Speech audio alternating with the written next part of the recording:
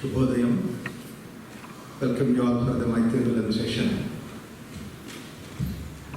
In the Bhakti Yoga Shloka Sagraha, the second, third sutras will give us a very unique insight and which is very useful for our personal sadhana. I thought I will emphasize on that aspect of it so that we can use it in the day-to-day life. These are the two things that he divides Krishna. One is called as Daivi Sampat, Asuri Sampat. And then when he said about Daivi Sampat and Asuri Sampat, he uses the terms like Kshama, Dhrutihi, etc. as the Daivi Sampat. And on the other side, Krodha, Parshyame, Vaja, these are all the Asuri Sampat. Gives a list of things. In Bhagavad Gita, when you go, it goes into almost like 5 or 6 shlokas. So many items that are given. But it does not carry the idea that your intellect, your discriminate, your penetrating ability, these are not called as supposed to be your Daivi Sampat, Asuri Sampat. That means to say, intellect is only something which is an instrument for you to use. You are not that intellect, but what is the wealth that you have is the emotional aspect of it. All these things like Krodha, Parushya, all these things are supposed to be your emotional personality. Therefore, in Bhagavad Gita, Krishna puts emotional personality at the highest pedestal compared to the intellect and other things of the world outside. They belong to the world. In fact, that's what in the Indian philosophy also holds on to it, saying that intellect is what the world gives you. All your intellect you see, it is nothing but the information about the world. Whereas emotions are what you are born with. A child, without even developing the intellect, has already these emotions. Third, fourth day, looks at the face of the mother, looks at the face of somebody who comes, smiles. Why does the child smile? There is no reason, because the reason belongs to intellect. Intellect comes much later. But the smile is there because there is an emotion in the child. The same way that we also have emotional personality much more important than intellect. Emotions are the things which give us the greatest satisfaction, and emotions are the things which give us the greatest disturbance also. Your love, compassion, these are all the things which are the emotional aspect of it. And we are bound by these emotional aspect of it. If we don't know how to handle it, then we will be in trouble. In fact, that's what is the emphasis of Bhagavad Gita or Bhakti Yoga. Unfortunately, today, the whole of education system has so much to train your intellect, but nothing to do with our emotions. And which is completely neglected. It is necessary for us to have an understanding about these emotions. Now, one thing that he sweepingly gives a statement after giving the Daivi Sampat and Asuri Sampat. Sampat means that is what your own treasure. It's your own capacity. And that's what is Sampat. So these Daivi Sampat and Asuri Sampat, a sweeping statement he gives is that Daivi Sampat is that which gives you freedom. Asuri Sampat is that which binds you. Daivi Sampat Vimokshaya Nibaddhaya Asuri Sampati. In other words, we say, Daivi Sampat is that which elevates you, Asuri Sampat is that which puts you down. So therefore, basically, we have these two things which are there. Recognize yourself clearly, the Daivi Sampat, so that you can get elevated, and recognize that you have the Asuri Sampat which will bring you down. You see that you avoid the Asuri Sampat so that you can elevate yourself all the time. Now, this is one sweeping statement which says that Daivi Sampat Vimokshaya Nipaddhaya Asuri Sampati.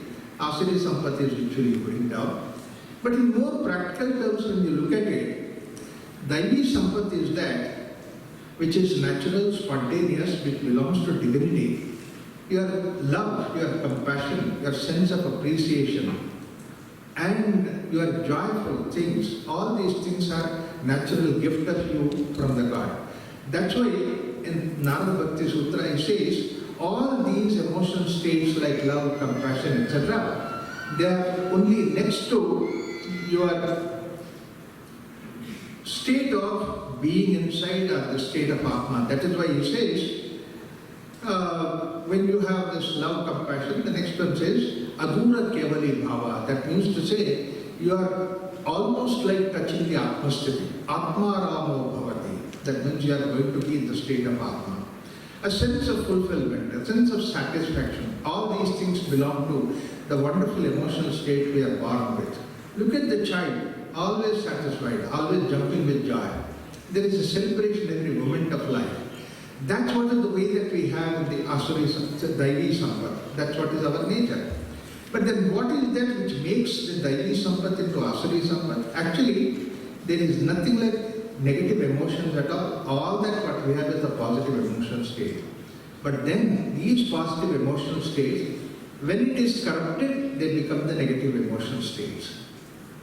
And what is that which corrupts these things into the negative emotional states is one simple ingredient. It's like one drop of poison can spoil the whole of milk. The same way, one drop of ego is something which destroys the whole thing. Look at all your negative emotions like anger, hatred, jealousy, dambha, tatva, vimana, whatever that Krishna gives the list of it. Behind all those things is what one simple ingredient, that's what is called as ego. It is the ego which destroys the whole thing. And therefore, the whole of Bhakti Yoga is not to find God. Bhakti Yoga is to surrender your ego, dissolve your ego. Ramakrishna Paramahamsa used to give a very beautiful story in a small little simple parable. A salt doll went to measure the depth of the ocean and it's going down and down. After a while, the salt doll dissolved into the ocean. Where is the question of doll? Now it is not there. Ego is also something which has to be dissolved like that. And that dissolution of ego is something which is the journey of Bhakti Yoga. The same thing is given by Sant Kabir Das also in a beautiful couplet. He said, I was searching for you, O God, hills and forests, rivers and mountains, meadows and greens, I could never find God. Today God is searching, where are you, Kabir? Kabir is not there. And Kabir is not there, God alone is there. In fact, what else is all this basis of this creation? Is it not nothing but the single, simple entity called as God? It is from the God this whole manifestation has taken place. God has two different ways of expression. One is an unmanifest way he is present. That's what is unmanifest Brahman. And the other is the manifest Brahman. That's what is the creation that we have around us. But then we can't see that. Why can't we see that? Because that we are covered by a veil of ego. That's why when the Upanishad says in Ishavasya Upanishad says, Ishavasya midam sarvam yatkincha jagatyam jagat.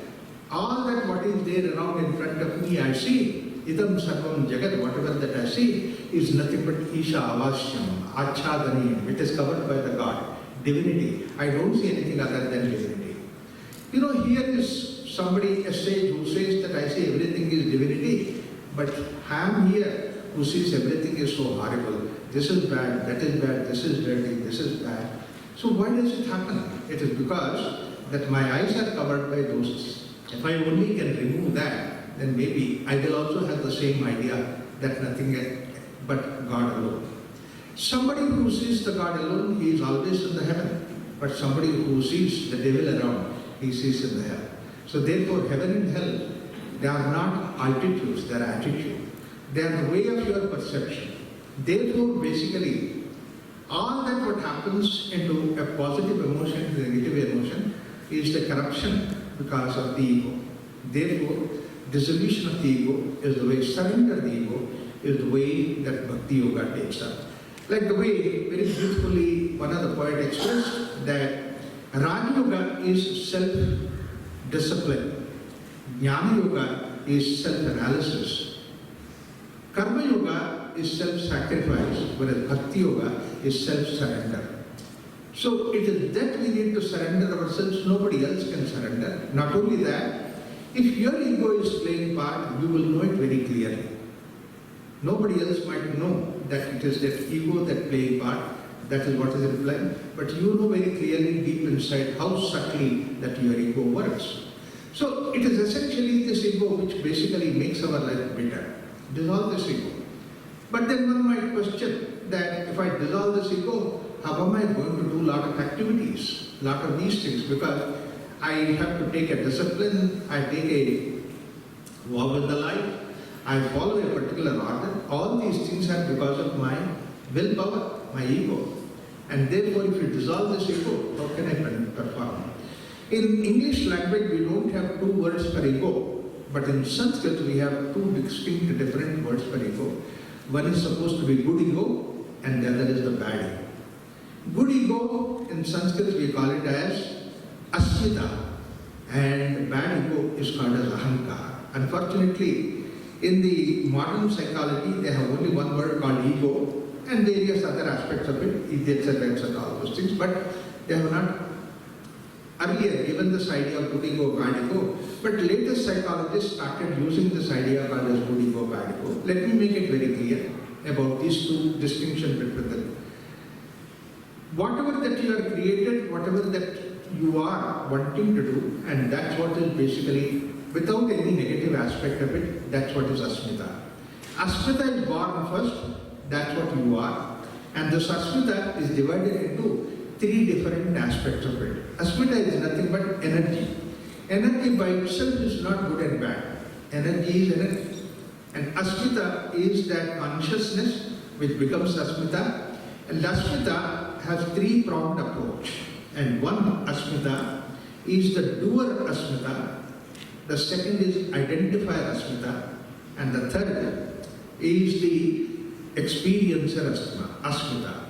Let me explain these three things. In Sanskrit, we call it as kartrutva, bhoktrutva, and jnatrutva. Jnatrutva is identifier, kartrutva is doer, and bhoktrutva is experiencer. And these three things are very important for us in our life. Like, for example, I experience the weather is cold. It is a true experience of me. And then I take the protection to see that I do not get affected by the cold. So this experience is something which we cannot deny. No, give up the ego, therefore I deny my experiences. It is cold outside, I am shivering. I cannot say that, no, I am happy, I am okay. I think it is experience. It has to be accepted, and that saves you. Experience is a very important aspect of our life. Same way, doer aspect of it. We have to do it. Then only that it saves us. Like, for example, every day you have to go for a walking or a jogging or doing a yoga exercise. You have to do it. It's a doer ego, which is called as asmita. The kartrutva asmita makes you to get up, do yoga. If you have come here for Maitrimilan in the morning, before that you have attended yoga class, it's all because that you have wonderful positive ego, which is called as asmita, and because of which that you are able to do it. And that's something which is very important. Don't give up this asmita, because asmita is the one which makes you what you are. If a person has gone all the way up to the Everest, you know the kind of hurdles that person has to go through, and what an amount of determination that is there inside, and that determination is provided by asmita. If all these changes have occurred in the world today, it's all because of the asmita of a human being, all these things happen. If Krishna has to go through all that ordeal, though he could have been sitting like another king in the kingdom, but look at the way that he went round, encouraged Pandavas, been behind the Pandavas, and saw that the dharma is re-established. All that he has done, it is because of the asmita. The same way, if Vivekananda went round the whole world, spreading the message of Hinduism at the time when this country was a slave country and nobody had any courage in this country to speak out, at that point of time, if he has gone round, spread the message, for saying, to see that for 1,000 years this message continues in the name of Vivekananda, it's all because of the asmita of Vivekananda. So asmita is something which makes you, asmita is something which can build you, and this asmita is very important. This asmita, Krishna calls it as Daivi Sampat. That's what basically Kshama, Dhriti, all these things are necessary to see that you build yourself up. These are the asmita aspect of it, which is kartrutva asmita. The third is the jnatrutva asmita, or identifier asmita. And that is what is, you are a father, you are a mother, you are a child. Each one has our own asmita. I am a human being, it's an asmita. It's not ahankara, it's not egoistic statement, but it's an identification that I am a human being. I can recognize another human being. Not only that, we have that asmita, even the animals have. A dog recognizes another dog. At least a dog recognizes a non-dog. Why? Because that dog species is maintained because of that identification. A mosquito identifies another mosquito, so that the species maintains. So every animal, every living being, everything on this earth has this asmita, and that asmita is something which is very useful. The same way we have an asmita. It's not just one asmita that we have, we carry several identifier asmita. Like for example, in front of somebody else, in front of my father, I'm a son. And that son asmita is there. Whereas in front of my subordinates in the office, I'm an officer asmita. This is something which is very important, very precious. If I do not carry that asmita, I do not function because that asmita is not mine. I am taking the responsibility of asmita of the post, the position that is there. I take care of it. If I am a medical doctor, I have to carry the doctor's asmita. Just because that I am somebody's mother, I cannot say that, no, I don't want to be a doctor. I just meddle with all those things. No, you cannot do that. Child's health will be in danger. Therefore, we require really this asmita identifier. So these three different types of asmita that we have, we always have to nurture, take care of it and give respect to it. And that's what is kartrutva asmita, bhoktarutva and jnatutva. And these are supposed to be goddesses' name. That means all these three things are the Prakriti, the goddess forms. Whereas on the other hand, we have ahankara also like that, and which are supposed to be dangerous for us, it destroys us. And the same ahankara we carry more than what we really require. People carry this idea of the doer asmita and doer ahankara, saying that I do it. Anything with a little or more that you do it, people keep saying that I have done it, it's because of me, it happened like that. This is something which is not only dangerous, makes it bitter to you, but bitter for the others. You can easily see that somebody can recognize your bitter ahankara, that's what is coming up. Similarly, identifier, ahankara, and that is also, alright, you are carrying a position, you are carrying a post. The post has an asmita, and that post that you need to take care of it. But then if you carry beyond that post, that becomes an ahankara. I may be a teacher while sitting here, and that is what is requires teacher's asmita. But the moment I get down from this platform, walk out, I'm like a common man. I can't be a teacher everywhere. I should not identify myself with that. In fact, if I don't identify with that, that means to say I'm respecting that particular position. Where I have to use it, I use it. Where I don't have to use it, I don't have to use it. When I go somewhere else, becomes a passenger there in a train. In a train, I'm a passenger. I'm not anybody else. And this way that when we know where to limit it, then the ahankara falls down. So therefore, basically, we should see that where is this asmita and where is this ahankara that is there. Ahankara is something which destroys your health. Ahankara is an attachment. Therefore, basically, Krishna says in the Asuri Sampat, they are binding. Nipadhyaya Asuri Sampati. Your ahankara is something which binds you. Your asmita is something which gives you freedom, which allows you to grow. Ahankara is something which will not allow you to grow. Therefore, basically, the bad ego and good ego we should recognize. We see that how we can control it, how we can see that operate this. Bad ego is something which isolates you from the rest of the world. Good ego is something which amalgamates you, which identifies you with the world outside. But then why this bad ego comes up? Because we have nurtured, I am great, I am somebody extraordinary, I am somebody unique. This is the way that we cultivate this ego right from the childhood. How unfortunately today, so much of tonic, so much of nourishment is given to this ego. And you are very special, you are great. You look at the way, while a child is growing up, everybody's attention is around that child. The child starts feeling that is something which is extraordinary. Same way parents also feel that the moment the child is born, my child is going to be really very great. It's not like other children, my child is very unique. Every mother says that. There is so much of an ego hatred on that particular thing. Not only that, look at the way that I becomes so important. So much so that when I wait for the bus always comes late, as if bus is waiting for you to wait. And a bus comes in its own pace. It doesn't matter whether you are waiting or not. But then we say that I was waiting, therefore it is important. Wherever you might go by yourself, but tell me and go. Why should I tell you and go? Because that I is very important. I and me is the way that we build this ego, and it is that which destroys us.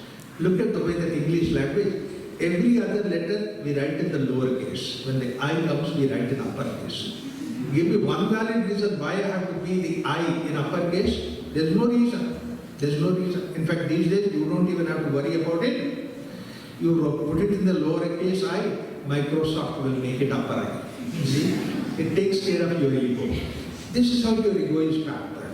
I am so important. And this way that we promote this ego. John Bernard Shaw was asked by somebody when Gandhiji was assassinated. Gandhiji was a statesman and Bernard Shaw was also another great statesman, but he was a humorist. And then he was asked that, what is your statement? Gandhiji has been assassinated. Then John Bernard Shaw said, what a loss for the world.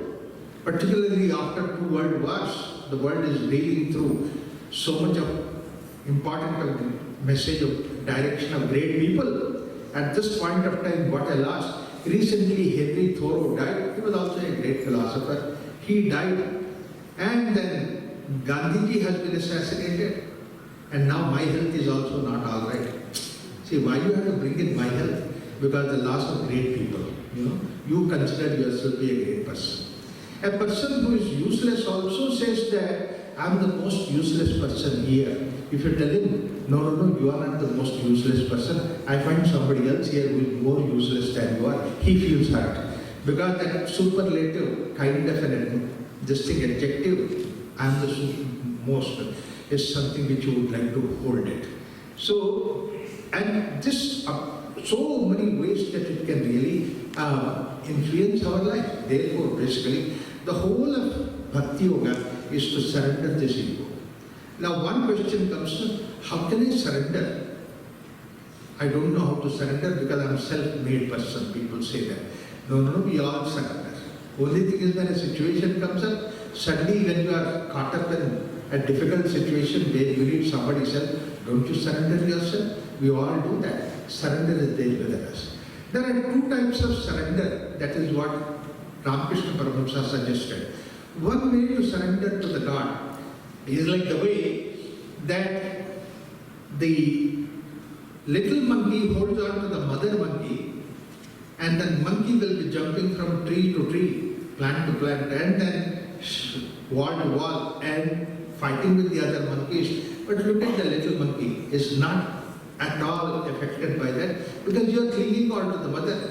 It will take care of it. And when mother settles down, the monkey also comes out of the mother and just plays around. Any danger is there, immediately hold on to the mother. That's what is one way of surrender is. The child monkey holds on to the mother monkey the same way that you hold on to the God. Let whatever that happen, you be happy, you continue to do what you need to do. Don't pay attention anyway. Because after all, it is the God who makes everything possible. Before you were there, the world was there for millions of years. After you are gone, the world continues to be for a million years. So what are you in between? Just hold on to the God. God will take care of it. This is what is the way that you surrender. That's what is the way a child monkey surrenders to the mother monkey. Vivekananda was there at Somnath temple, and where he saw a beautiful Devi's murti made out of granite, beautifully carved. He went round to see that even the toe nails are so beautifully carved, and on top of it, the gundu that was there, and the pleats of sari, and all the way up to the waist, and then the beautiful, all the ornaments are made out of that granite stone, beautifully carved, very proportionate body. When he came to the head was cut off and lying down there. And Vivekananda felt so disturbed, so angry at that moment. And he looked at that image and he said, Mother, if I were to be there at that time, it was when Ghazni Muhammad and Gori Muhammad came and destroyed this temple, and Vivekananda meant, if I were to be at that time there, I wouldn't have allowed this to happen. The moment he thought, that thought occurred in his mind, immediately as if something hit him on his head, he goes into trance, samadhi. In samadhi, Divine Mother appears to him and said, my dear son, who protects whom? Do you protect me or I protect you? Be careful when you said that. If I want, I can create 1,000 Vivekanandas. You do your work, but don't be egoistic that you are doing it. Surrender yourself to the God and do all the activities what you are doing. God will take care of it. This is what is the way a little monkey holds on to the mother monkey and does all kinds of an activity that's happening. What goes on? The second thing is like the way that the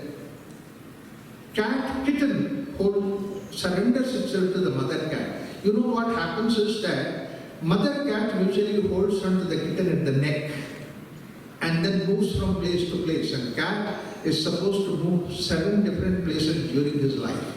It keeps on moving. And it also jumps from the wall to wall, tree to tree. But then look at the little kitten, just feel, surrenders itself, and mother is holding it. That assurance, mother is holding me, that takes care of the whole thing.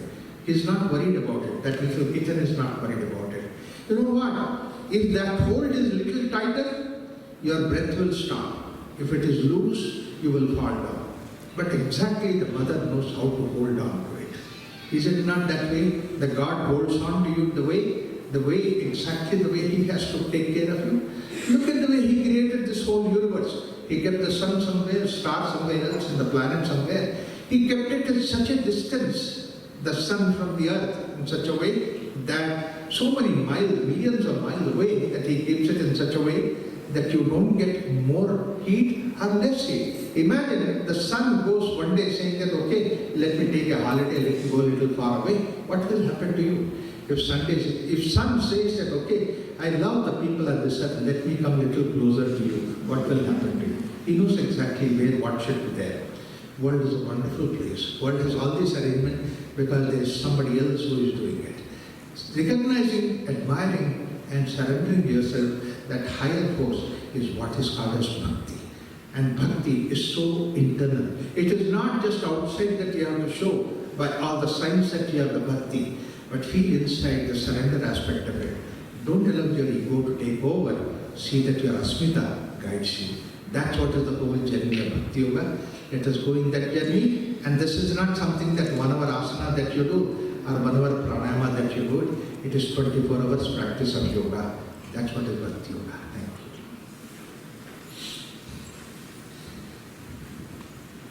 you. Shanti.